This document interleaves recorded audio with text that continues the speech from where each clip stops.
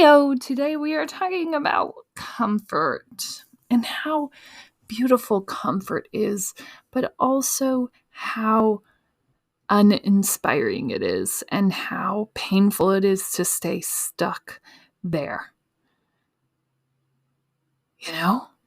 Comfort is limiting because it's just like, well, we do this, and this, and I'm not going to challenge that. You have to choose discomfort. You really do. And a lot of us are choosing comfort because we're afraid of discomfort, because maybe we've just been so comfortable for so long that we feel like it's not even worth challenging. But I promise you it is. Let's go.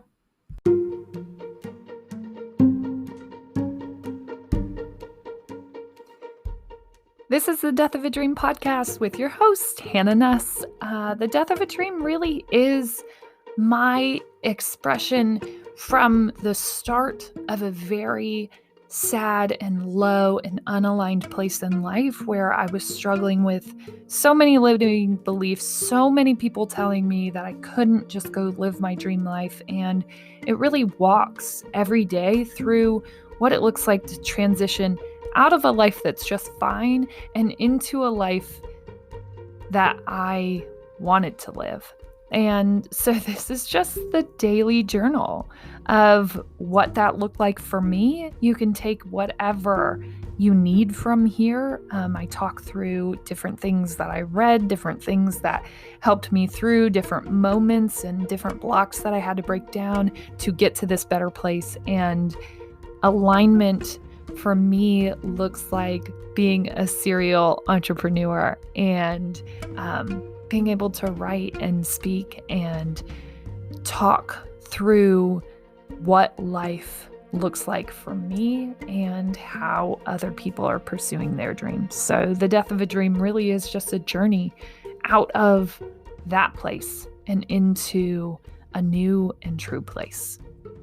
Glad you're here.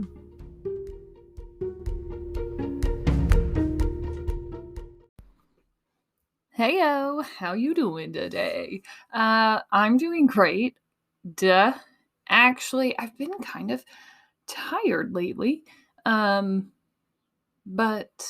I think it's just, humidity. It's this crazy thing. And some of you may not experience it to the level that we do in Iowa. It's like this heavy, like air has weight. Maybe it does. Maybe it doesn't. I think it does. Anyways, humidity feels like the air being super heavy and moist and just like, it drains you. It drains you very quickly. So I've been great, but a little bit tired, which is not normal for me. And we're still doing okay.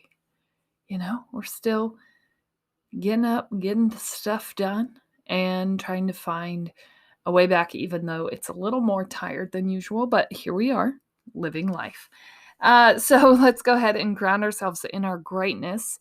I think more than anything, every single day for me, waking up and continuing to do this will probably forever be my great thing. And my hope is that it inspires you to recognize your own greatness, because I'm not confident that we're doing that enough, that we know how to speak to how amazing we are, that we are comfortable boosting ourselves up on our amazingness when we need to. Because guess what? That job, it's coming, it's calling, that move, that whatever you want to do, and I need you to be ready for that. I need you to be ready to walk into that meeting and know that you are so capable. Beyond, right? And this wasn't always a practice that I necessarily adopted and utilized. And now that I do, I feel like, you can't really match an energy that you're not willing to put out in the world first. So if you want to be more confident, be more great, as we have termed it, you have to actually act as though you already are, right? Create an illusion, even if it's an illusion to begin with. You have to create some sort of energy in order to get that energy back. And so here we are, standing in the creation of that every single day, continuing to create every single day. And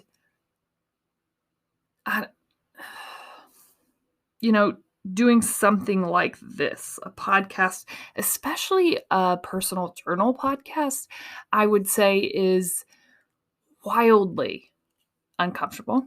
Probably especially because of my Midwestern roots, especially because of, this idea that you're just supposed to be okay and nobody's supposed to know, and you're not supposed to title your personal journal podcast some glaringly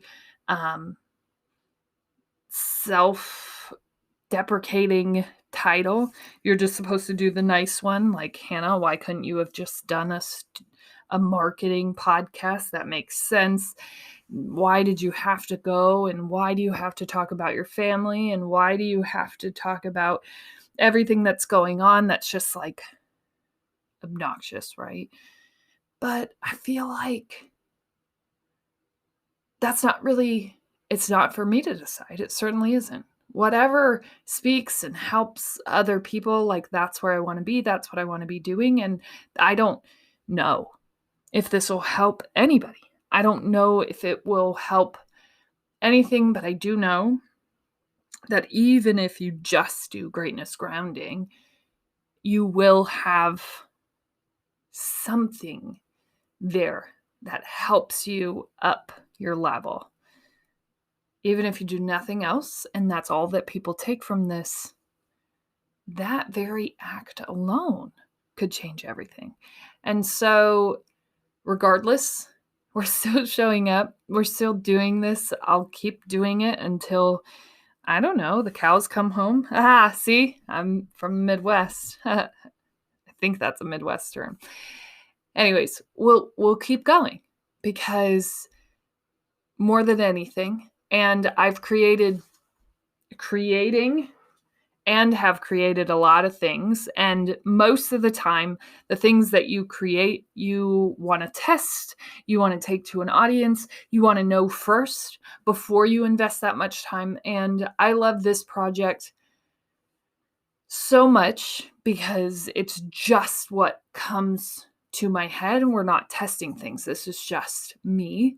This is just art. This is just a piece of the puzzle where I get to just create with no limits, no real guidance. I mean, we follow some sort of understanding of what we talk about here, but really, like, literally, we've done full episodes on a badger breaking into my house. So, like, is there a structure, or is this just some person's ridiculous life?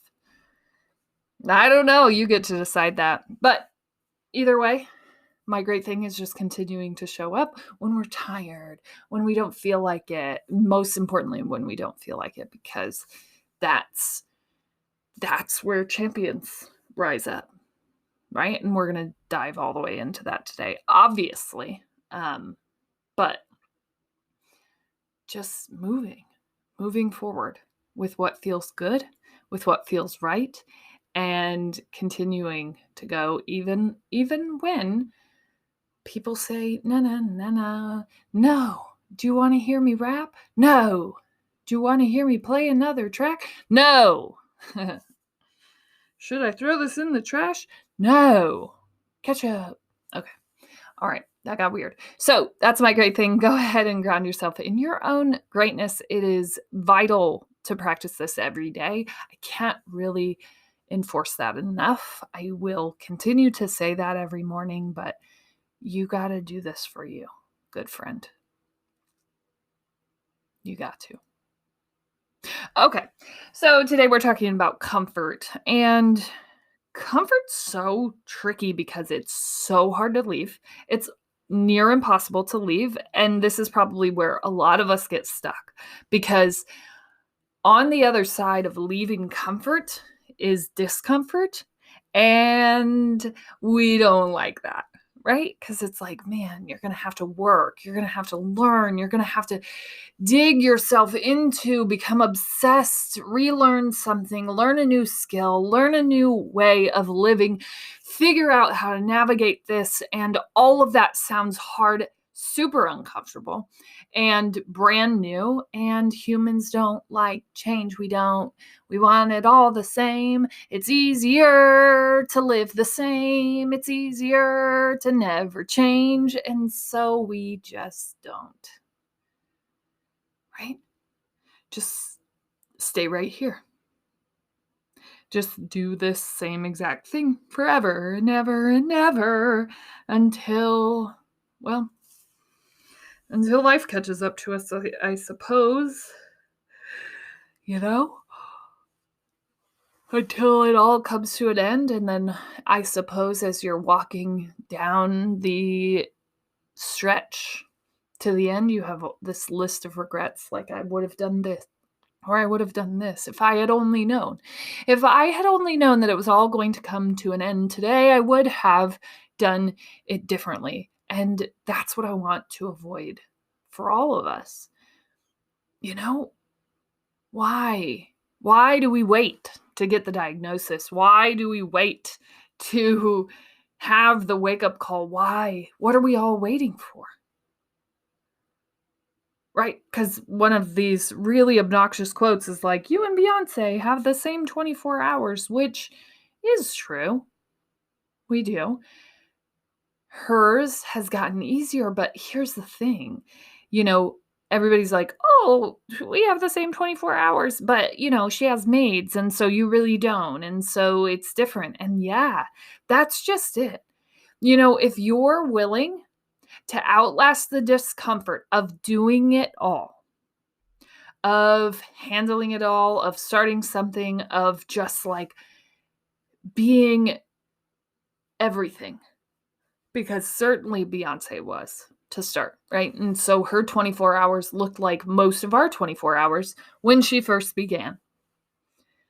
But if you're willing to outlast an obnoxious amount of discomfort, an obnoxious amount of like cycling and sadness and hard things and all the things that come along with discomfort and change, if you're willing to outlast that, when you break through, everything gets easier, right? Because all of a sudden you have the funds to pay for a team, to get the maids, to lighten the load, to distribute it. But nobody who got to that level, and even if you're going, well, I don't want to be Beyonce, so Hannah, why are you talking about this? Because it's applicable to all of us. This isn't specific to just anyone who wants to do something big. This is specific to anyone who wants to chase any semblance of a dream. Anything. I don't care what it is. I don't care if it's that you're this nurse today, but you want to be a head nurse in 5 years. Like, cool, let's go do that. Or you are a mechanic today and tomorrow you want to be a lawyer. Cool, let's go do that. Or you are a marketing person today and tomorrow you want to run your own marketing agency. Like, cool, let's go do that. But you have to realize that along with those moves comes a sacrifice. And that sacrifice doesn't always look like, oh, I'm going to have to change my entire life, because some of the moves are relatively perpendicular. Like, they make sense. They're not a huge change. They're not a huge jump. And so for you, right, we just have to make sure that we're aligned, that this is what we want, right? So that we don't get there and go, oh, this doesn't feel right. I thought this was going to feel better than it does. Wow. Turns out I don't want this. But I'm so glad that I did it. Yikes. And it still doesn't matter. No matter what you're doing, there is going to be change, which means there is going to be an uncomfortable period. Whether you are selling out stadiums or you are doing shots, at a bar or at a clinic, right? Different kind of shots, get it? Or you are dancing, or you are writing, or you are fill in the blank. There are so many beautiful things that you can do in this world. There really is no limit. Or you're rapping, or you're singing, or you're, I don't know, but it's beautiful. I guarantee it. Or you're podcasting, or you're doing whatever. But whatever lights you up, there is going to be a period of commitment, change, and uncomfortableness. And if you can outlast that, you might make it. And you might get to that Beyonce level where everything gets easier because now you've arrived, because now you have all the things that you needed. You get to assemble a team, you get to do different things, right? Even if you're moving up to head nurse or something like that, right? You're going to get a team. People are going to fill around you and help you. You don't have to do it all by yourself. But in the beginning, you probably did, right? There is some point where you have to prove that you can do this, that you deserve that you are worthy of that, which is why we practice greatness grounding, because then you can actually speak to the amazing things that you did, even if you have to reference a journal, like you have it actually written down, how amazing you are. Hopefully 365 amazing things that you've accomplished in a year. Can you imagine what you could do with that rap sheet? You're prepping for an interview and you just go back and reference, like, oh yeah, no, I did that. Yeah, that was cool. Great. I'll talk about that today. But we don't do a great job of keeping records of how amazing we are. Why? I don't know, because I think sometimes it just comes down to, well, like, we don't want to toot our own horn. But seriously, if you're doing it in a journal, that's such a safe, wonderful place for the collection of that. You don't have to tell anybody. You don't have to go make a podcast about it. You don't.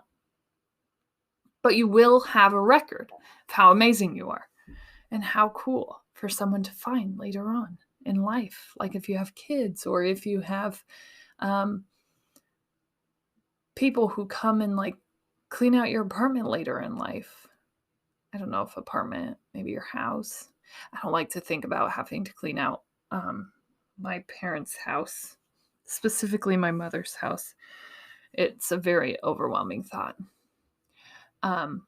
because stuff, and I get very overwhelmed with stuff.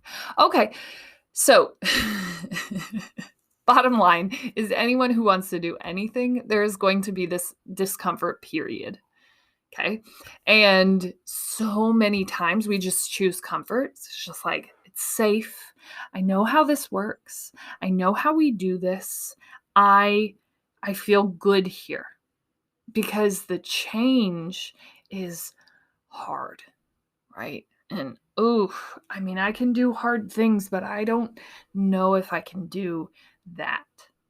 I don't know if I can keep going. I don't know if it's even worth it. And I don't know what the payout would be. And so why do it at all? And why ever experience that discomfort? And why don't I just stay here? I'll just stay here. Right? And I think the problem with staying there is, you know deep in your core that it doesn't feel right, that it is not enough. But instead, it's just like, instead of sitting back up and showing up for your life and starting to fight for the things that you want, you're just like, you know what, though? If nothing else, this is comfortable and it doesn't rock any boats. And, like, I'm old, and why wouldn't I just sign up for this? Like, I'm good here. But you're not. Are you? Right? Because I will say that was one of the hardest parts, was like admitting that I wasn't okay. That if life continued on like this, it would eventually just drown me. Because it was uninspiring. It was not complicated. It was sort of just boring. And I won't say that, like, okay, and maybe this is just me, but like, I remember having my first child and then being like, well, we figured that out. I mean, it wasn't perfect, but like we figured some things out. And then getting pregnant with my second child and looking for new ways to be challenged with that. So we ended up doing cloth diapers, which really made no sense at all. I mean, there are reasons why you do that, but like for me, I think it was just like, let's make this a little more challenging because it'd probably be too easy, right? And like that's probably the dumbest statement that's ever been made by a parent ever. And we did it anyways because it wasn't quite challenging enough to just think that we were going to do it, copy and paste how we raised our child the first time. And so, like, some of us want discomfort, crave discomfort, want something more, and know that there's more that they could do. And so I think with me trying to find challenges in life, that was exhausting because it didn't look like me challenging what I knew and challenging to push for my own life. It looked like me just challenging everything because honestly, life was just boring. It was really uninspiring. It was really pretty easy. And the ease of it bored me. And I was bored. And I was craving more. And I suppose when you want more out of life, usually you find ways to like curb your appetite, right? And that looks like gossip or hate talk or, I don't know, fill in the blank, or drinking or gambling or smoking. I don't know. But like for me, it was mostly just being super hateful. That was how I filled the void, and shopping and probably eating.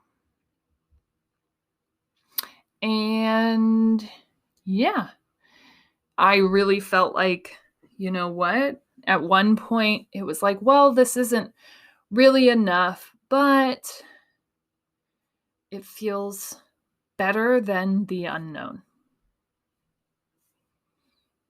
of what enough might be, of what changing direction now looks like. I had someone come up to me and they were like, oh my gosh, you guys are really doing completely different things now than you were before. That's crazy. That's awesome, right? Because me and my husband, and it all came back to the question of like, what does life look like when you're not miserable? What are you doing? Who do you see yourself being? How do you see yourself getting there? How do you get there? And that question spurred us into new directions. And it literally just, the energy and momentum for going after those things came from acknowledging, one, that we were not happy, and then two, acknowledging that there would be something else that would make us happier as far as like pursuits and things that we wanted to do in this world, right? Jobs. And from there came a whole lot of discomfort and growth. And the discomfort is far from over.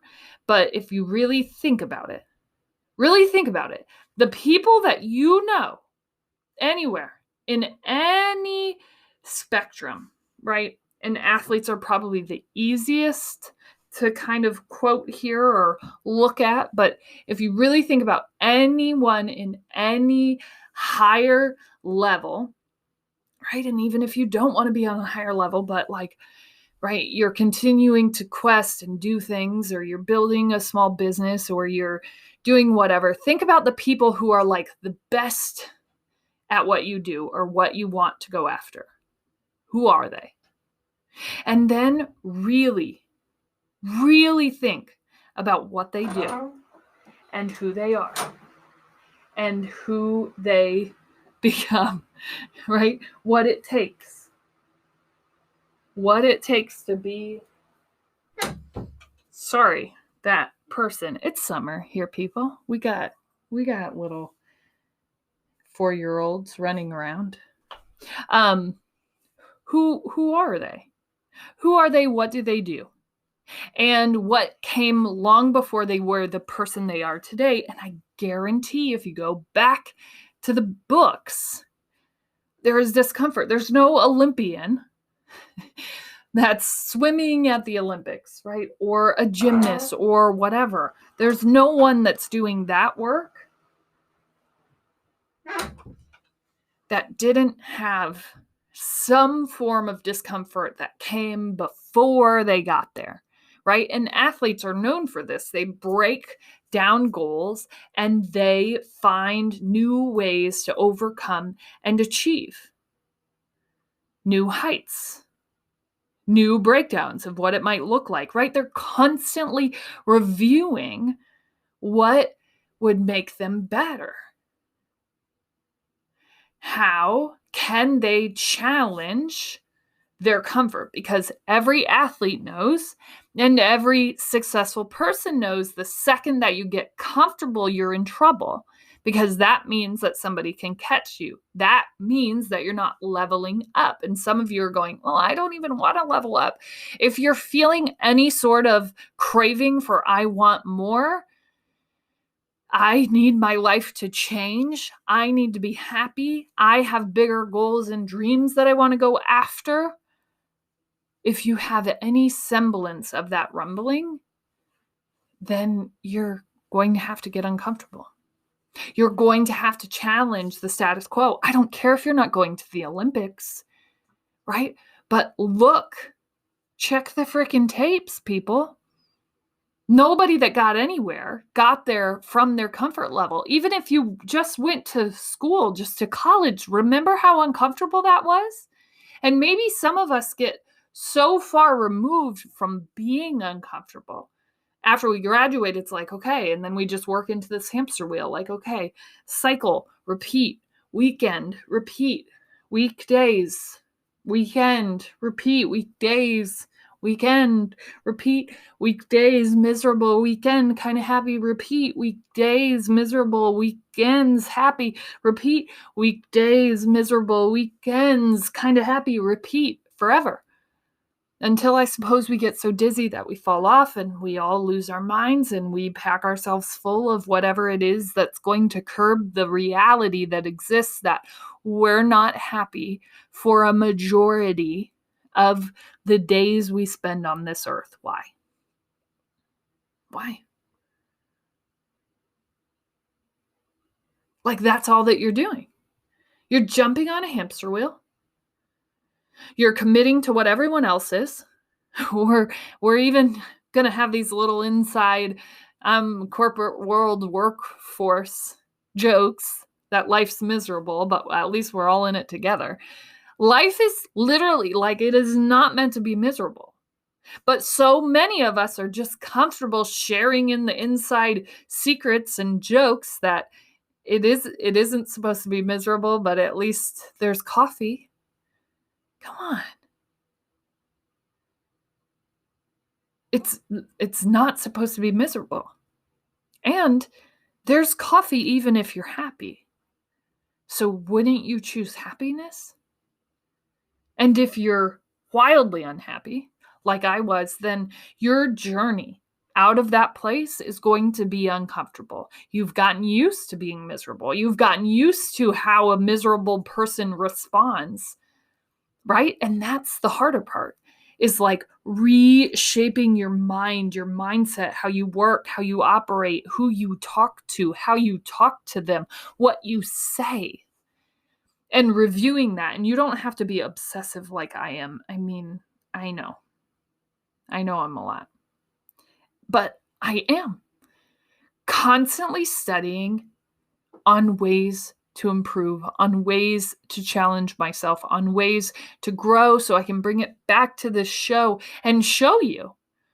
Like, this is not Hannah reading some book and then coming back and instructing on said book. This is Hannah actively applying those things, learning them, applying them, seeing if they made a change, and then bringing them here to tell you about it.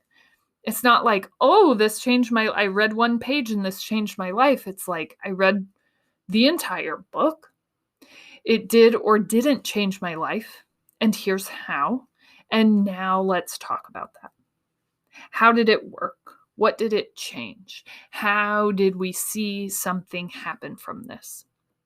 And that process of saving myself really took a heck of a lot of uncomfortable just conversations. Just in having the conversation with yourself that you are unhappy is uncomfortable. Right? Because we've been convincing ourselves for so long that it's good enough, that we should pray and we should be grateful, and you absolutely should. I would recommend you start your day with grateful prayer or reflection or whatever that looks like for you. I would recommend you start your day with that. But don't let it cycle you into these comfort cycles, right? Where you're like, well, I should just be grateful, because that's kind of how, I don't know, I felt like it happened a lot in church environments, maybe just because I was in those so often growing up, but this idea that oh, you should be grateful. Oh, you're very blessed, so don't ask for too much. God's up there, or whoever is up there going no, no, no, no, keep asking. Not enough people are even asking, right? And so I want you to push past that comfort zone.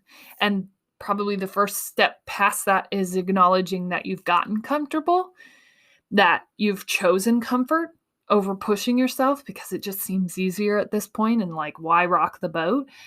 But you can feel it, and that's not going away. And if we keep ignoring it, it'll come up in different places. That calling for more doesn't just go away. And it begins to exhaust you in different ways. And that usually looks like disease or anxiety or all sorts of different things. Because it doesn't just go away, it absorbs that energy into other pieces and creates things that we don't want out of it. But you can choose discomfort. You can choose to keep pushing. As always, you're smart, you're strong, you're beautiful. What are you going to do? Change the world. Hey, you've made it all the way here. And I do want to tell you that this is where the real listeners go to get the inside track, because we have started to work with Brain.fm, which is an incredible meditation creative focus app, which actually helps with all of those things: focus, relaxation, creativity. I utilize it in so many different ways, and I didn't realize that it was sort of the music app that I was lacking. And I was excited when they reached out to become an affiliate of this show, and help my listeners utilize this platform for all the things that we talk about on this show, because music is one of those things that allows you to tap in and go to a higher level quicker than you could if you were just doing it on your own. So this helped so much in my meditative practice. It helped me from the mind wander that was constantly kind of coming up. It helped when I was in workflow for my mind to not wander into the lyrics of songs. It helped sort of just create this white noise in the background. And then this was the most unexpected help that happened. It also helped with getting my kids to bed and waking them up in the morning. I noticed that the general frequency of what usually would have been an up and down experience sort of leveled. And we all just experience this common calmness in all those instances where in a lot of nights and mornings we'd have so many ups and downs. It leveled all of that out. So I'm excited. If you use the code The Death of a Dream, you get 10% off of your subscription to that. Now, what I do love about it is that if it's not helping you, you can just end that subscription. So to try it for a month, it might cost you about $3. Okay. See if you like it. See if it works for you. And if it doesn't, you can always stop. But if it does, I think it's a really great way to tap into this self meditation, focus, presence work that we're always staying conscious of. I will have the link in the show notes every day for you to go ahead and check that on out. Hey, thanks for listening. As always, you can find me on all socials at The Death of a Dream. That's on Instagram. We do have a Facebook page that you can follow there, and then Hannah Nuss on LinkedIn. Go ahead and check out the website if you feel like it. There are additional pieces that are not included in the podcast, and you can reach out and contact me anywhere. If you have any questions, message me. Let's connect. I'd love to talk through your story because everyone's story is worth being told and has worth in it.